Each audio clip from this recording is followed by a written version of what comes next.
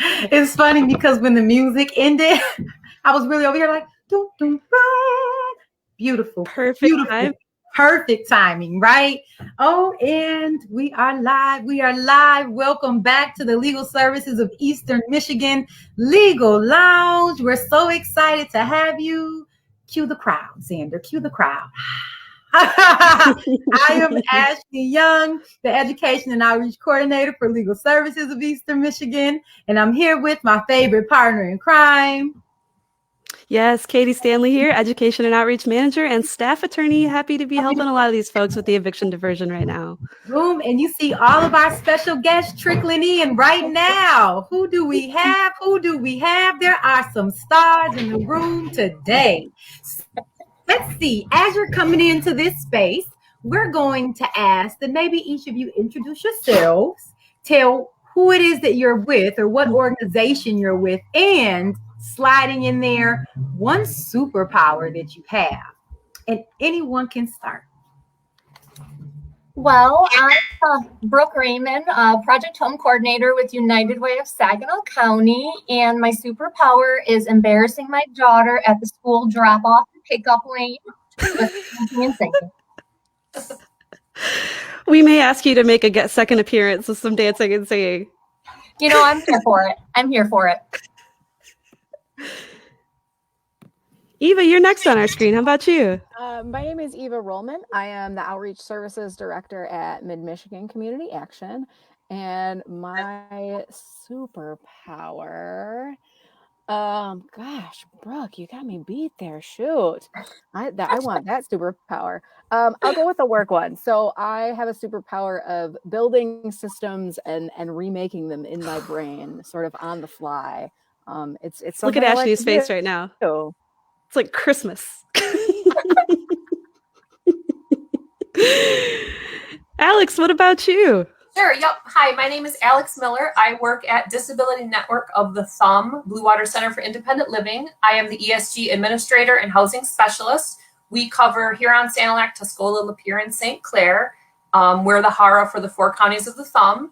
And my superpower is letting things pile up until the last minute, and then I get everything all done at once.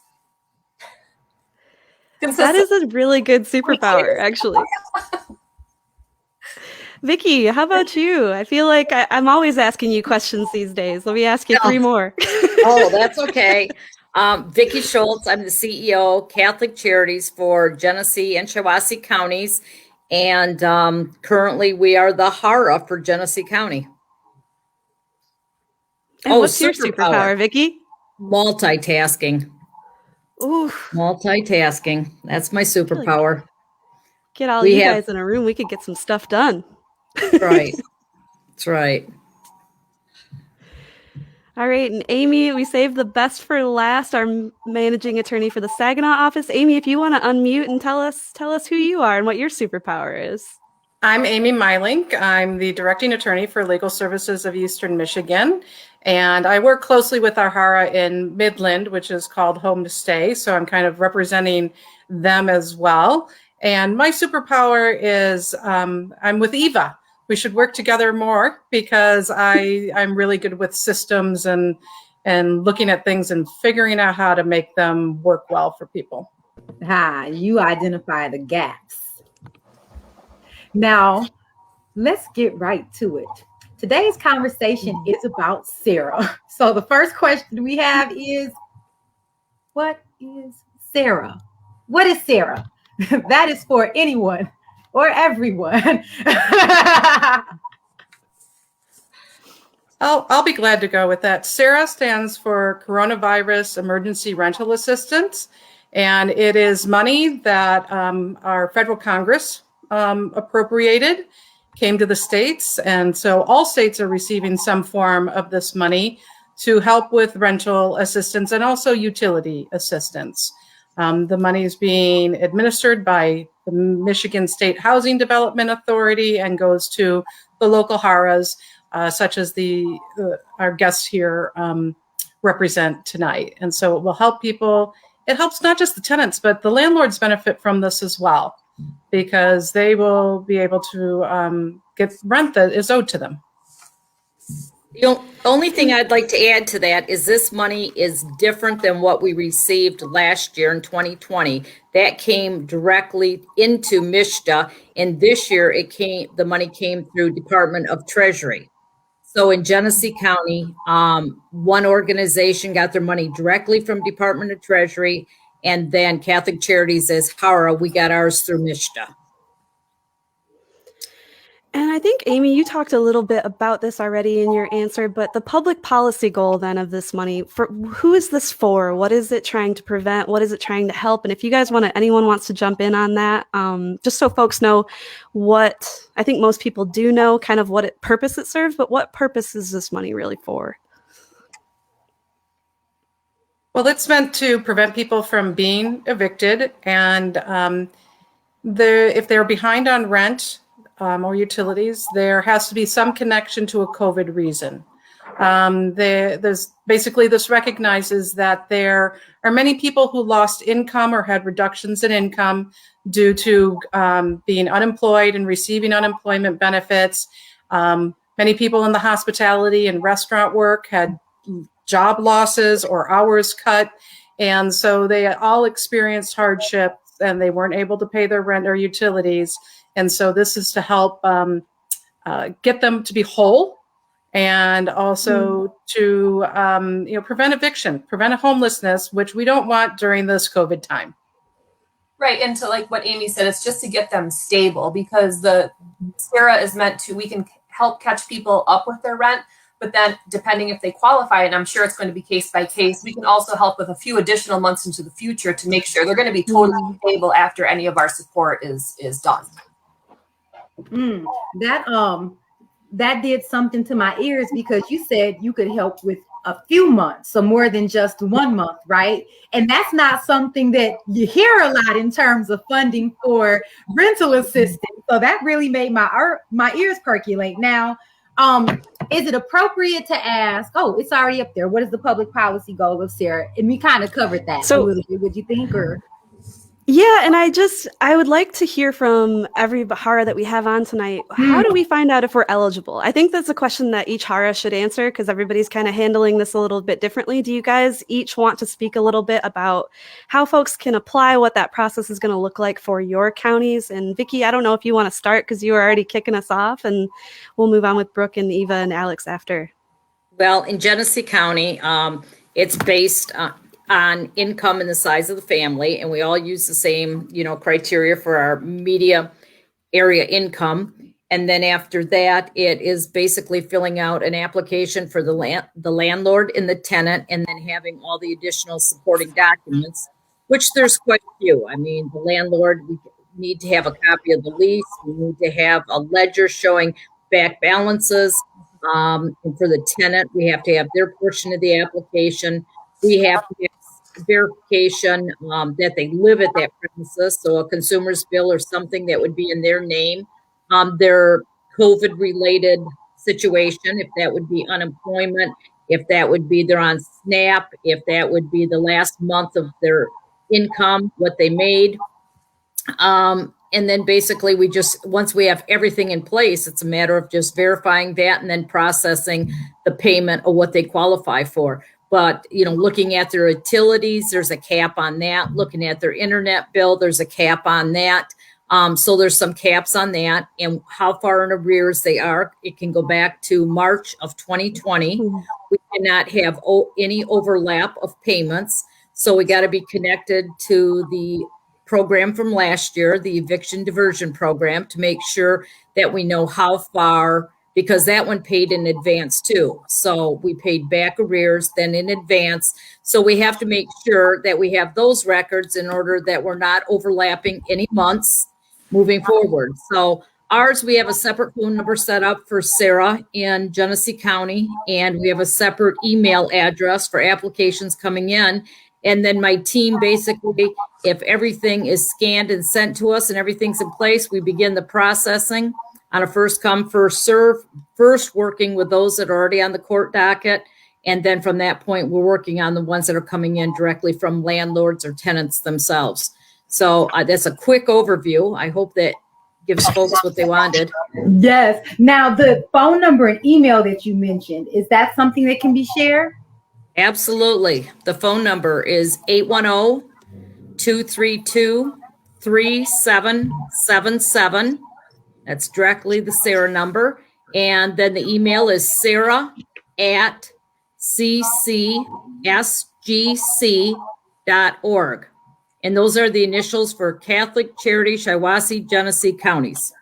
First initial. And so that's two ways, and you can drop it off. I mean, we got staff there. We're working on site, so it also could be dropped off. And there's two providers in Genesee County. So there is Catholic Charities and there is G-Card. And G-Card is basically across the road from our facility, so it makes it very convenient for tenants or landlords. And what we've done, since the software system is not up and running for the state, we had to quickly decide how are we going to keep track of this so we're not duplicating. So we divided up the zip codes in Genesee County. So G-Card has half the zip codes and Catholic Charities has half the zip codes. And we just put that into effect as of this morning. So they're starting to take their own applications now, and we're processing everything that we've received from even before March 15th, basically. So that's how we've divided it up for our county. And I will say here for our listeners right now that Vicki did share that spreadsheet for the Genesee County zip codes. So we'll be able to share that later with our viewers. And we could also put that on our Facebook and social media. And here Xander has so expertly put it up for us, for you all to look at. And this is how, for Genesee County folks, the zip codes are being divided for where you will do your application. And that is based on where the unit is, not the landlord, but where the unit is located. Yes, and that lastly, before we move on to some of the Saginaw and Thumb folks, which we love to visit with, we wanted to point out too that this round, where last round we had to have landlord agreement to participate, we do not need that this round. So we can help tenants through the process to get the relief they need without the landlord, agreeing to participate in eviction diversion, which is different from last time.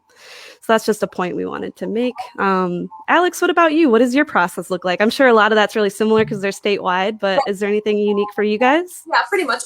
Well, what's, I guess, maybe unique about us in the Thumb is we have a central intake line that's in our Sandusky office. So all calls for the HARA, and again, we're Sanilac, Tuscola, Lapeer, and Huron. Sandusky is our main office. So anyone needing housing assistance within those four counties is directed to call 810-648-2555. That's the central intake line. And I feel we're pretty lucky in the Thumb. People know about Blue Water and they refer to us. So if anyone is calling that number, they speak to a central intake person, and they are directed to the CERA website for the landlord application, tenant application, just information about the program, that kind of thing, because it's a pretty simple application. You can just fill it out online. If there's any landlords or tenants that aren't super tech savvy, we mail them a paper application to get them going. So just to find out if they're eligible, they just call central intake and ask a couple questions, and they're referred out. And what's that number for central intake? Oh, sure. 810-648-2555.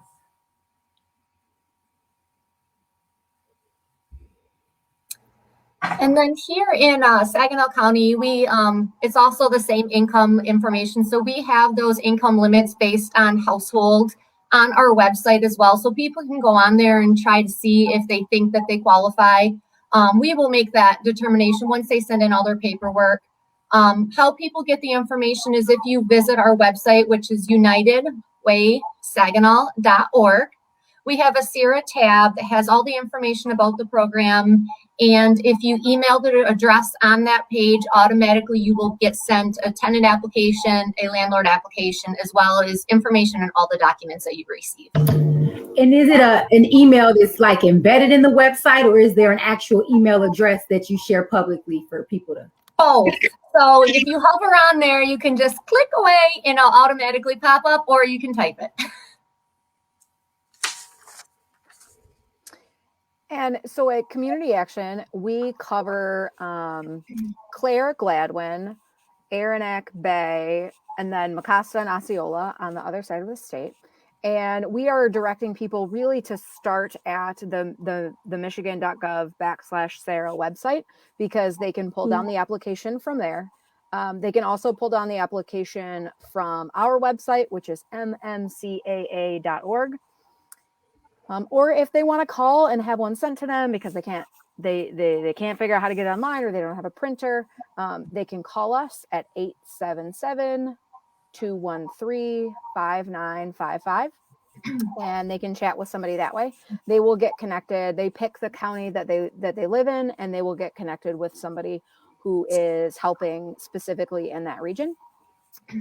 But they can return those applications to us by mail. They can return them by fax. They can email them to us at sarah@mmcaa.org. And all of those ways to turn applications in will remain open once the online portal to apply is available to the public. But once the online portal is available, we really are going to encourage people to use the online portal. Now, this online portal that you referenced, that is across the state. It's a statewide portal. Got it. So right now, what I'm gleaning is, though folks can access information, we have different means as far as how they can access information based on where all of you are. The information that they're accessing is essentially the same, with the exception of in Genesee County, with the two agencies that have received funding, you all have split the zip codes, right? So that'll be something that's separate in Genesee County or Shiawassee County's phone call. There is a phone number that you can call that folks are being directed to. There's a central intake line in the thumb area, but in terms of Saginaw and then Clare, Gladwin, Aranac, Bay, Osceola, and you said one other place, and I didn't write it. Mecosta. Yes, we have a band across the middle of the state. I'm the worst Michigander because I struggle. Anywho, but you have the website, but also a line there. But you're strongly encouraging folks to go to the state of Michigan site. So then, question: in terms of the intakes that you all are doing right now, does that mean that you all are using the same exact application, or might there be variations in that application? It's exactly the same. Okay, so then last piece then. There was a mention. Vicky took us through some of those documents. She was like, girl, it's a lot. You need to make sure do. I wonder if we could try to go through that list of specific documentation that folks would need to provide. So for example, Vicky, you alluded to people showing proof of residence, and then you said, maybe like a consumer's bill or utility bill. So if we go just down that list of documents folks would need to bring forth, I wonder if we can try to like pinpoint exactly what documents do they need to provide. Because I find that's one of the most difficult things, right? Yeah. Can we try that? Does somebody have that right in front of them where they can go through the checklist? I do have my monitoring checklist right here. Yes, Brooke. You got A and you can B and you C. No, I'm just kidding. Let's do it. So first off, we need the tenant application and the landlord application and a copy of the tenant state ID. And do we want to pass it to someone else? Well, I think the biggest thing, though, that the tenant has to prove is that this is a COVID hardship. Mm-hmm. So they do have to prove that either they were on unemployment the past, almost a year now, or that, their income went down. I think somebody mentioned, obviously like the restaurant industry. So they just have to prove that this is COVID related in some way. That's the biggest There's a lot of ways that they can do that, right? There is. They can show us a copy of their unemployment determination letter. They could do a screenshot from the MyWAM website if they got unemployment that way. They could also write us a signed document that said, this is how my income went down, and this is the way that it went down. There are lots of different ways for them to provide us that proof of COVID hardship, but they do have to provide it. So and they can also see that they incurred some kind of significant cost or financial hardship. So maybe they've incurred a lot of medical bills or I would imagine childcare bills or, different things like that to cover that COVID hardship. They also need a copy of their lease and verification of risk of homelessness or housing instability. So that can be some kind of past due notice or utility bill. And then I'll let someone else step in. My pen is running out of ink. I can talk about income. So they have to be less than 80% AMI. And there are a few different ways that they can provide us documentation of their income. So what does that mean? Less than 80% AMI? What's that? So area adjusted median income. Yeah. Yeah. Yeah. So there's a chart depending on the county that you live in. At the michigan.gov/CERA website, there is actually a chart based on your county. So you can click on it, you can pick your county, and you can see based on your household size if you might qualify. I would encourage anybody who's listening who think that they might be somewhere in that range of that number to apply. Don't self-select yourself out. Don't say, oh, I don't think I'm gonna qualify. We got experts at all of our agencies I know who are great at looking at income and seeing if people actually qualify. So let somebody else double check your work, right? If you look at that chart and you say, oh, I'm around there, I would encourage you to absolutely turn your application in and let somebody look at your application. But there are a couple of ways that you can turn your income in. Go ahead, Katie.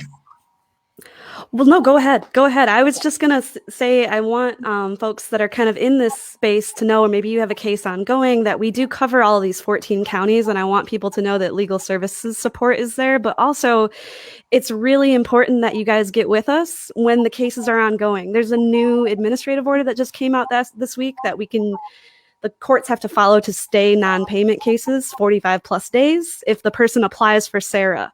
So all of these moving pieces, it's just really important that folks know that they get with us when the court is happening. Don't call us the night before. Let us do as much as we can for you and the other wonderful women and agencies on this stream. We just want to make sure we can do the most we can for you. And it's hard if we catch them after the fact.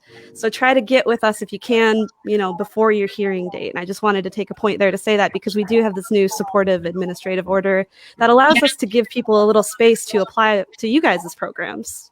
Well, that's really good to know, just in case applications, depending on the number of applications you're getting in an agency, it might take a little bit of time to process that. So that's really good to know. Thank you.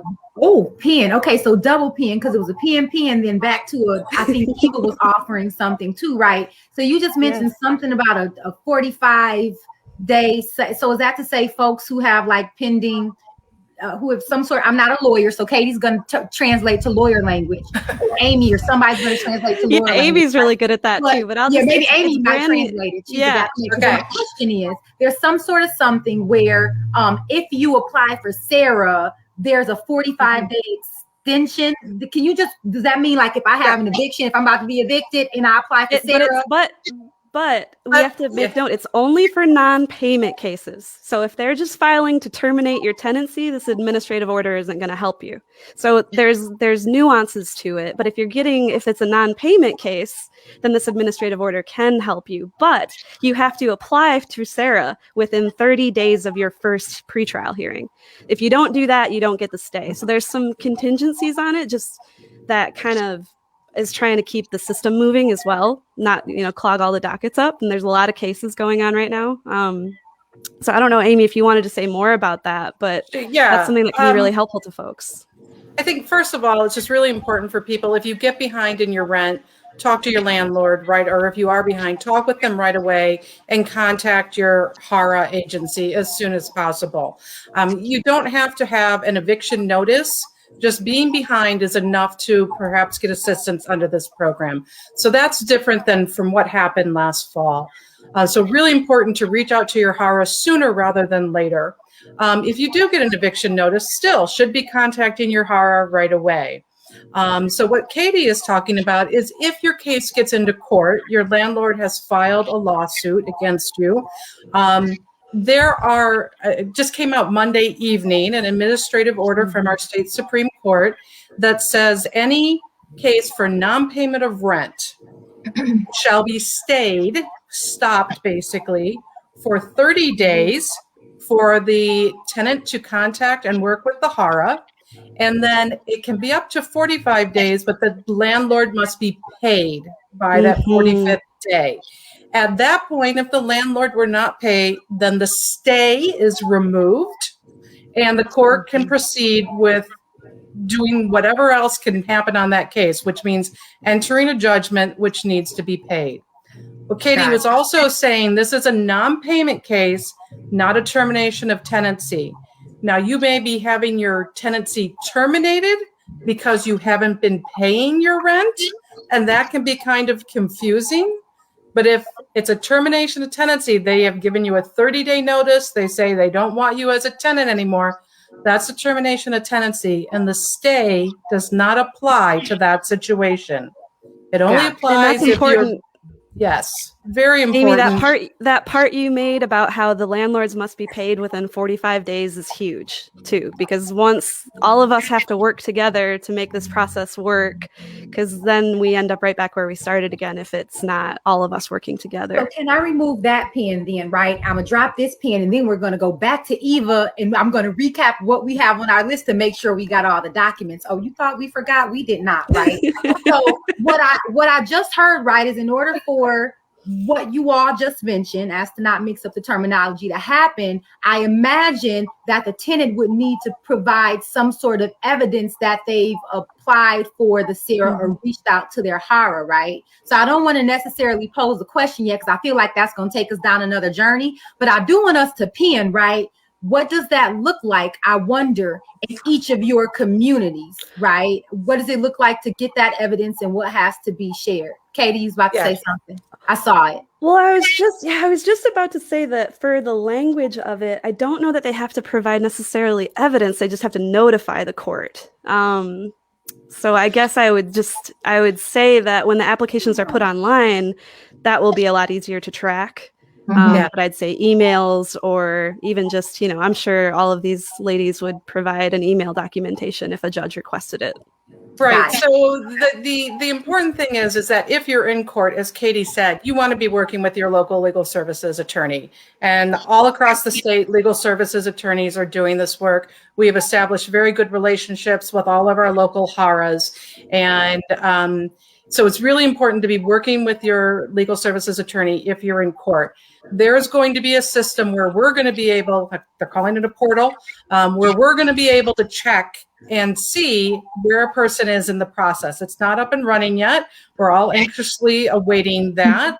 But we'll be able to see that so we don't have to reach out, email them, take away time that they're spending trying to process applications. We can just see, and then I could tell a landlord or a landlord's attorney, I've checked, I can see they have applied at that CERA. That should be really all the evidence that is needed. Got it. And that's generally, our word is good because, again, we've worked through EDP with this. We've established these relationships with these landlords and their attorneys, and we've come to, trust with them. So. Got it. Trust is everything. Okay, so coming back from this caveat, this is awesome. We were going through the specific documents that one needs to apply, and thus far we have tenant application, landlord application, tenant state ID, proof of COVID hardship, and you gave some different ways that can look like unemployment, decrease in income. It could be a determination letter or from the MyLam website, right? Or some sort of signed written document, or proof of significant cost or financial hardship, right? That's the next thing. Copy of your lease, that's a thing. Verification of housing instability, that's a thing. And then you went on to say that you must be at less than 80% AMI by county. Okay, got it. What other documents? Are there anything else? Is there? I know, I feel like we cut Eva off. Yeah. Eva. I want to make a quick point about the kind of income that they can turn in, because they can turn a couple of different things in. So they can turn in either 30 days of income, so the last 30 days of all the adults in their house, or if they filed taxes last year, they can turn in the first 2 pages of their IRS form 1040. So if that's an easier way for them to document their income, I got my 1040 in this file, but if I get my paychecks, I got to get them off my phone and print them. Do the 1040 instead. Or if you are a small household, so under 4 people, you could turn in your SNAP letter if you qualify for the food assistance program with MDHHS. If you have a bridge card with SNAP on it, you could turn in your decision notice letter, and as long as everybody in your household has a current food assistance case, that could be used to verify that you are under that 80% area median income. Well, and I think this is a great point for our next question to ask you guys. What, for folks that don't know, what is this going to cover? What is it going to include? And I know we kind of mentioned a few things about utilities and up to last year, but what are the specifics of what this will actually cover for folks? So depending Vicky, I feel- on your household income, if you are under 50% AMI for your county, you can be eligible for up to 12 months of rental assistance. And so you can have 3 months of future assistance and say 9 months of back assistance. And then if you are 50 to 80% AMI, then you are eligible for 10 months of rental assistance. 7 months back, you could go and like 3 months forward. And then there's also caps based on your household size for utilities. So that can be anywhere from $1,500 to $2,500 in utility assistance. Did they provide you all with the calculator? Yes. To calculate it? Well, there's calculation worksheets that already have a lot of that in there for you. So, but on utilities, it can be, you know, water and sewer bills. It can be any form of gas, if it's propane, if it's fuel oil, if it's consumers, if, you know, so it could be a number of those things. We're getting a lot of water bills turned in because in the city of Flint, the cost of water is a lot. So some of these folks' water bills are outrageous. And then the other thing is there's a stipend in there for internet use. So, and that has a cap too. And for those assistants, they would have to submit in some kind of document showing that they had those past due utilities. So in our county, our energy provider is usually Consumers Energy. So copy of their consumer's bill or water bill and internet bill if they're requesting that assistance. So that's a lot of assistance available for folks. That is great, great news. And the R in CERA stands for rental. I almost asked a question. Oh, this is a great question, Ashley. I was gonna ask. I'm still gonna ask it. I don't care. Mortgages. Does it? Yes. I know it's called rental assistance, but what if I have a you can have a land contract or a mortgage? Is this one of those things where even though it says rental, No, just rentals. Sadly, there's some assistance in the CARES Act for folks with deferral of mortgage, certain federally backed mortgages, and Amy might have some more to say about that. But no. I sadly found this out last week. I had a client that was a mortgage issue, and just no, only rental assistance in this round. And the utility assistant is only. If you own a trailer on a rented lot, then it counts, but only for your lot rent. So like if you live in a mobile home park, you own your trailer, but you don't own the lot that it sits on, and you're behind on your lot rent, this program will cover that. That's like one little caveat about it. Sorry, Amy. And the water for mobile home parks are huge. A lot of times they have these individual water bills that travel with each lot, and a lot of times they may not be licensed because they don't want to do the water affidavits. There's a bunch of issues around that with mobile home parks. So that's a great distinction to have made. And the utility assistant is only for renters as well. So it's not just for rental assistance for rent. The utility is only available to those who are renting. Got it. So So this it's is not like a MEP or a ESG or something like that. I'm not even going to tell you what that means. Only renters. yes. Got it. And, okay. I'll put a quick plug in that at Mid-Michigan Community Action, we have a program that helps people with land contracts and back rent in Bay, Midland, Clare, and Gladwin counties. So if you are behind, especially if it's COVID related, if you're behind on your mortgage or your land contract, we have a program. I know there are a few other programs out there like ours. If you don't live in that I would say call 211 to see if there is one in your county. But we have a separate program for that. Now, and I feel like one of you already mentioned this, that the landlord does not have to agree to participate. I remember it was either Amy or Vicky, I think, who said that, right? I'm not lying. I did hear that, right? Did I hear It was me. You're right. Oh, it was Katie? Well, Yes. Katie, Terry, I just, Yes. too powerful with me. You're welcome. Compliment. So, Pen, Yes. how does CERA relate to the eviction moratorium, if at all? And then can you explain what an eviction moratorium is? Katie uses this word all the time, but I still kind of get confused. So what is the eviction moratorium? How does CERA relate? Let me take that. So there is a declaration out there from the Center for Disease Control. We refer to it as the CDC declaration. And basically, if somebody is eligible for that, that could stop them from being evicted due to not being able to pay rent right now through the end of March of this year. So there's not much time left on it. We don't know if that's going to be extended or not. If people have questions about that, I would suggest a really good website to look at for that is michiganlegalhelp.org and put in CDC declaration. And that will be a great page that will answer some information and even have the form available so you can see if it applies to your situation. So that is stopping and has been stopping evictions for several months now. But it may not always apply to people, and people cannot always rely on it to be the ultimate stopgap. And so people should be planning to look for and reaching out for these services that are available to help get their rent paid.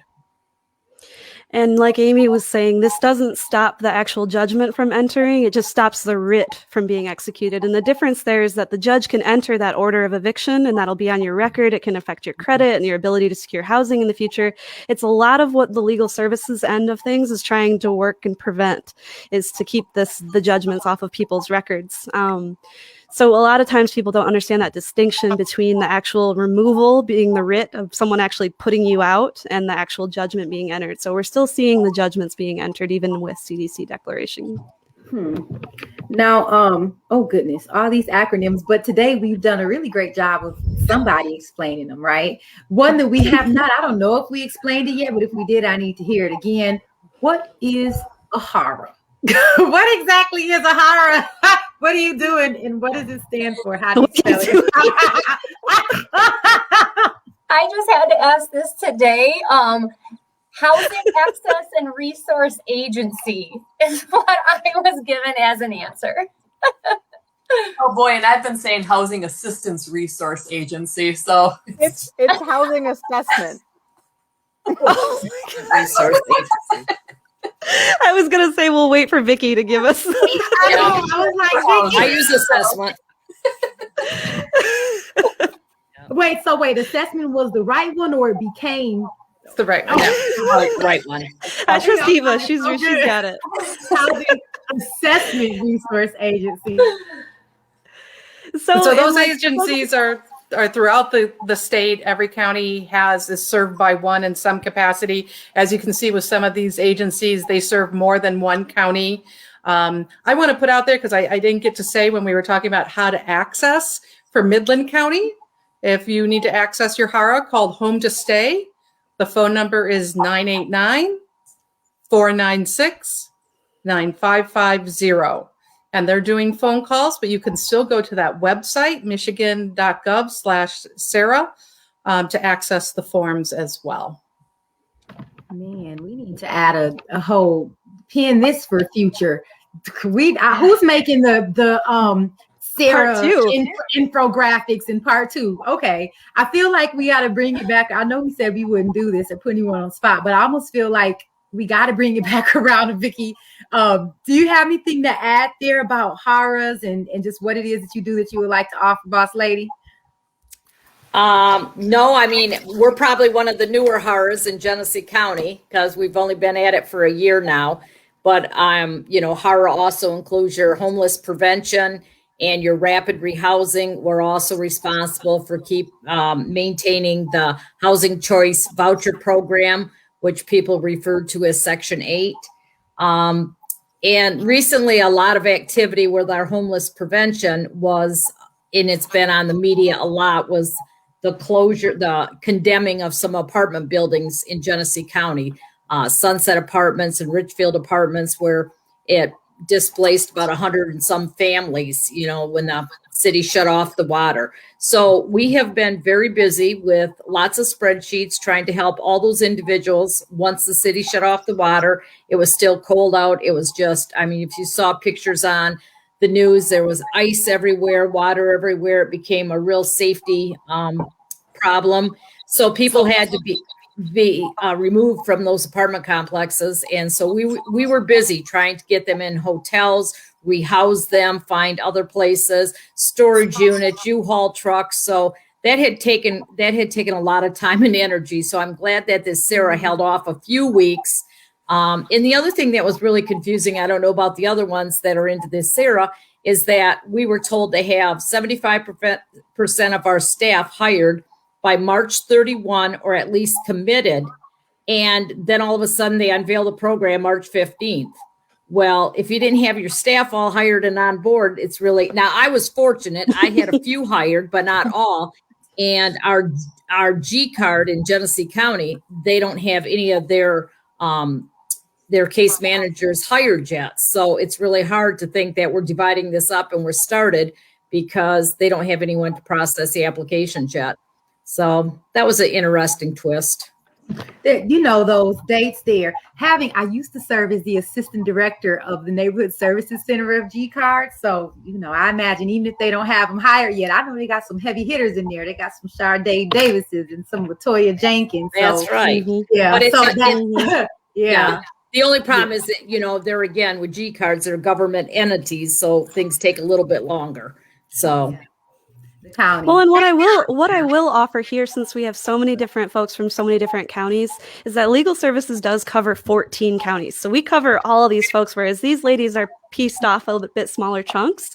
So if you want to call and see if you qualify for Legal Services help because it's free, our number is 888-783-8190, and that's the statewide intake number. So it'll take you to what's called Call the Counsel and Advocacy Law Line, and they will then put you, like Amy said, if you're not in our service area, they'll assign your case to a different legal aid that covers the service area you're in. So it's a good number to have. Say it again. It's 888 Yeah. 783 8190. 8190. And I just have to, Kyle Walton is being, I feel like every time we go live, like we have the Legal Services of Eastern Michigan squad shows up and shows out. So he was just saying to add this in my Kyle Walton voice, right? The HARA for each area is different. So it's important to look at the HARA list to determine which is appropriate, the appropriate organization in your area. Anywho, so there's that. Okay. Thank you, Attorney Walton. I think what was our next question? I think it asked about the connection between the HARA, the courts, and legal services. Did I get that right? Oh, there it is. What is the connection? That's a good one. What is the connection between the HARA, courts, and legal services? Really, this is a partnership. And we were tested with this during EDP. I often say we were building the ship as it was careening down the river when we had the EDP money.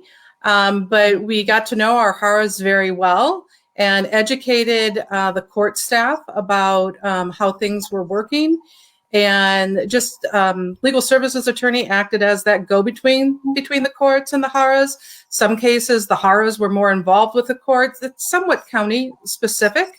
But we're all working together to make sure we get the best outcomes. And again, these are best outcomes for the tenants. It keeps them in their housings, but it is a positive outcome for landlords as well, because we know that if their tenants can't pay rent, they are also suffering to some extent as well. And then they may not be able to stay in the rental business.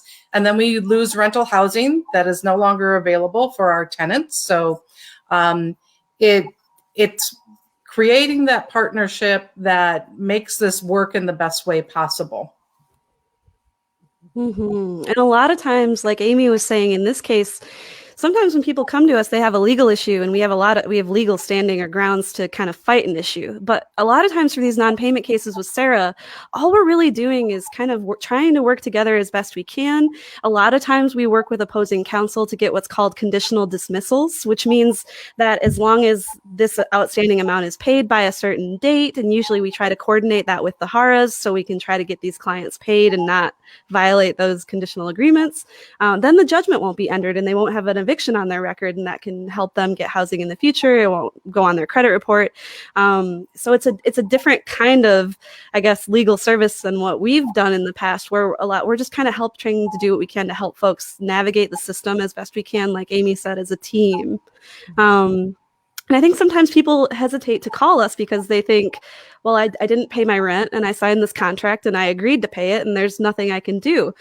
And I would encourage them, even in those cases, that might be to some extent true. There is still sometimes advocacy that we can do for you to help make it a better outcome. So I would still encourage folks that may feel like they fall in that, well, I agreed to pay it and I just can't, still give your local legal services a call, because there are still things a lot of times that we can do to lessen the blow.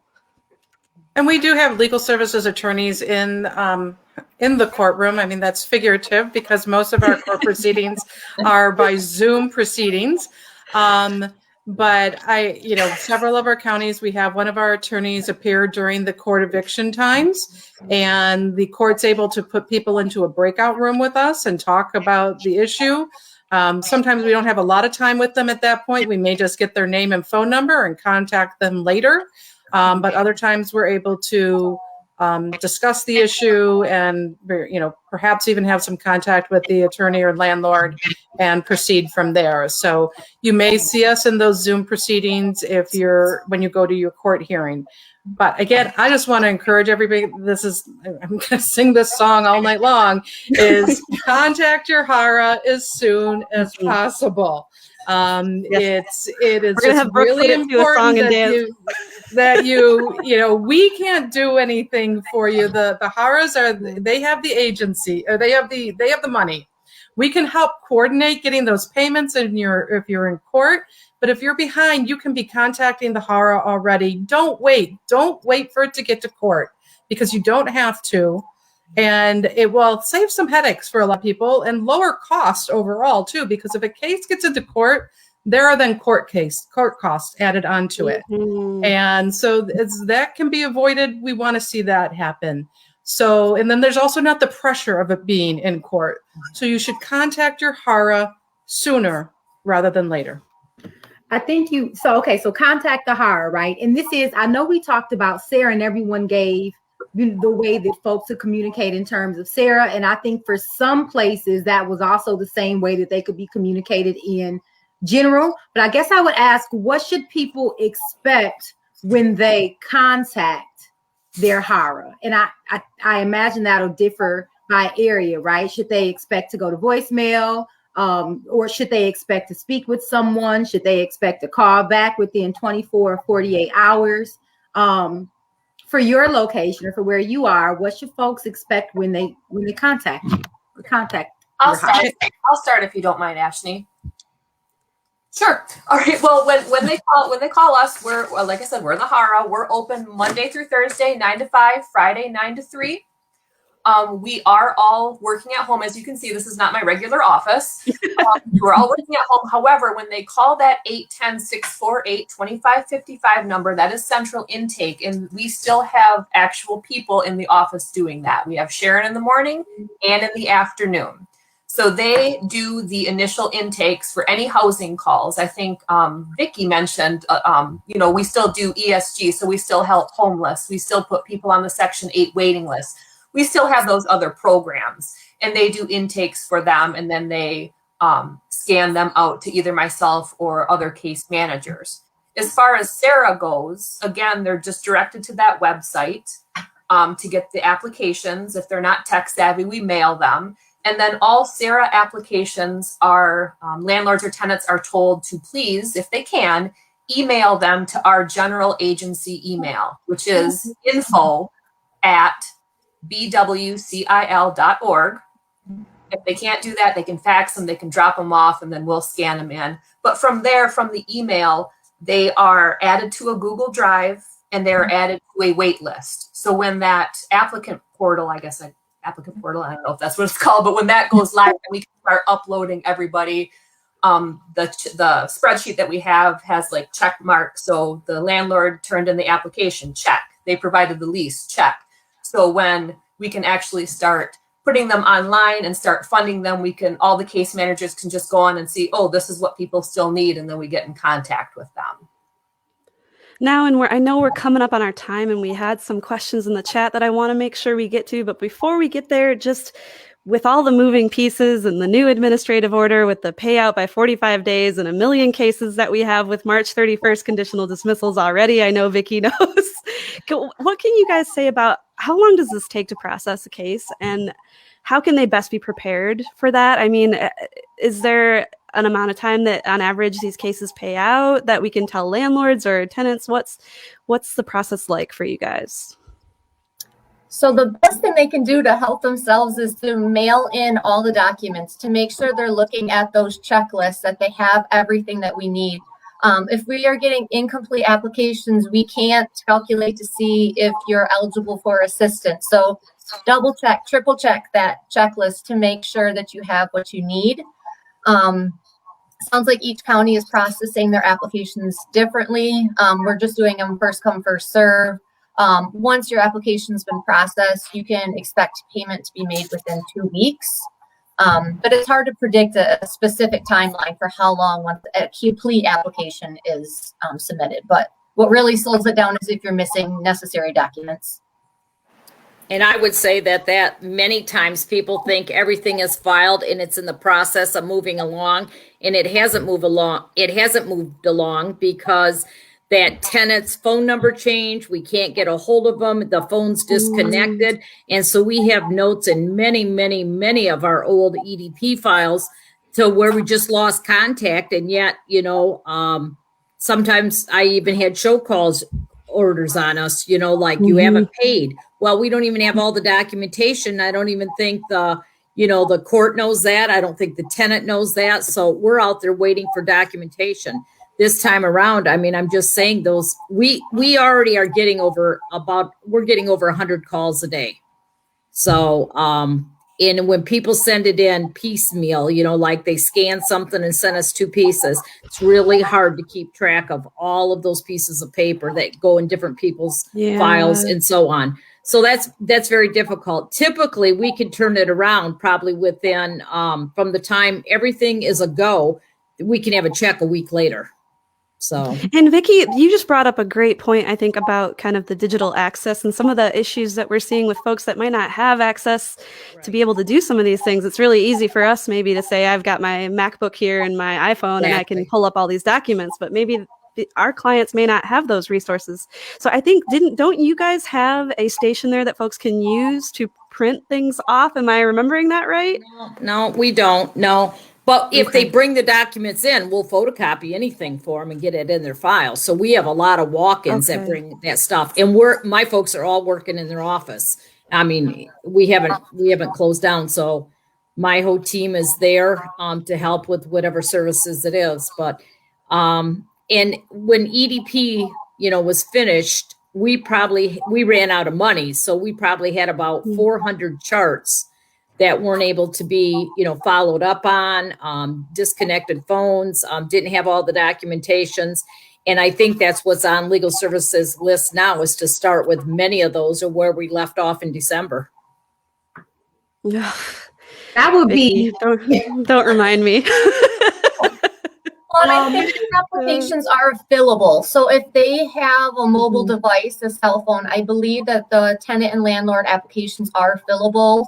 And people can take pictures and submit them, like screenshots of their unemployment portal or shut off notices. So that seems to be pretty helpful as well. Well, and the biggest thing is if we're going to pick up where we left off, and some of those, if there's a judgment there and it's sitting there and it was the balance owed as of November, I think we'd sort of be crazy not to want to catch them up to date. So we'd have to have all new paperwork, all new documentation.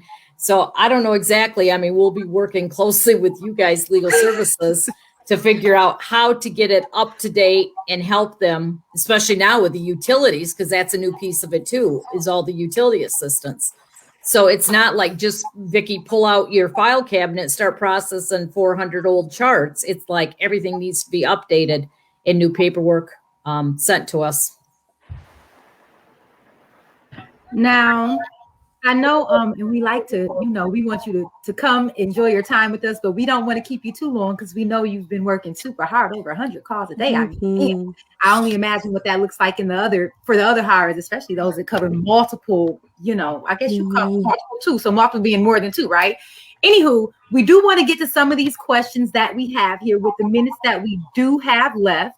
The first question, and there were quite a few questions, so we probably won't get to all of them, but some of them you answered in your answer, right? Like someone asked, does it cover utility fees or things of that sort? And you answered for renters only potentially, right? There's a question here that says, what language does a conditional dismissal typically contain? And what are the key words or key negotiation points? That sounds like a lawyer question if I ever heard one. That is such a lawyer question. Well, I'll let Amy bounce off of this one, but I'll just say that there is what's called a SCAO form that you can fill out online. That's a SCAO form is what we call them. And you can actually just look up Michigan SCAO conditional dismissal, and there's a form where you can fill it out. And what that just means is that you're putting the dismissal of this case, meaning it won't be a judgment, it won't be on your record, on the condition that something's going to happen. So most of the time it's that the past due arrearage will be paid by a certain date. So what we'll write in the comments is something like that, the rent will be paid by. And then a lot of times what we're adding in the language for my cases is that there will be a grace period extended. So long as the tenant applies to CERA by a certain date, which I've been picking as the end of the CDC declaration dates. So for each client, it can be a little bit different, but I think in answering this, it's easy to see how we might be able to help folks. And Amy, do you have anything else you want to add about that? Right. I think that the important thing is what people think of as a typical landlord-tenant judgment, which was a judgment. Even if you paid it, it was still a judgment. And this allows for the case to be dismissed because it is paid.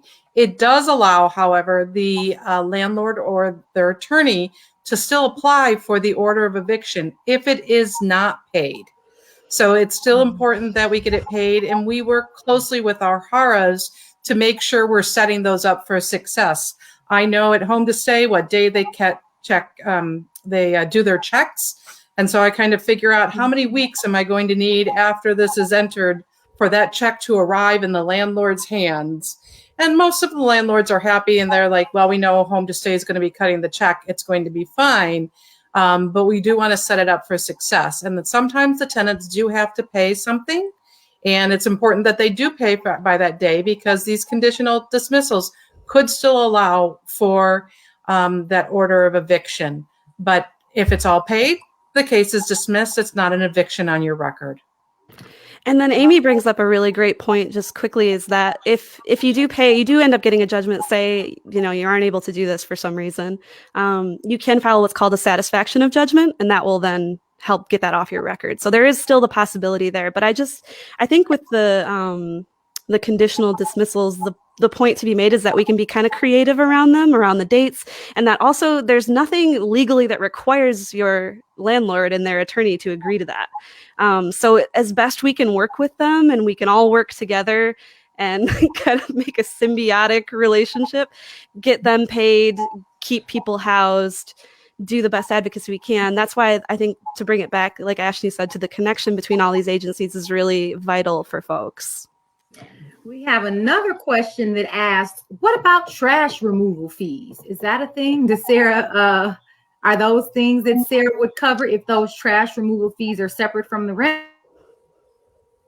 That is one thing that I recall was actually not part of the fees that could be.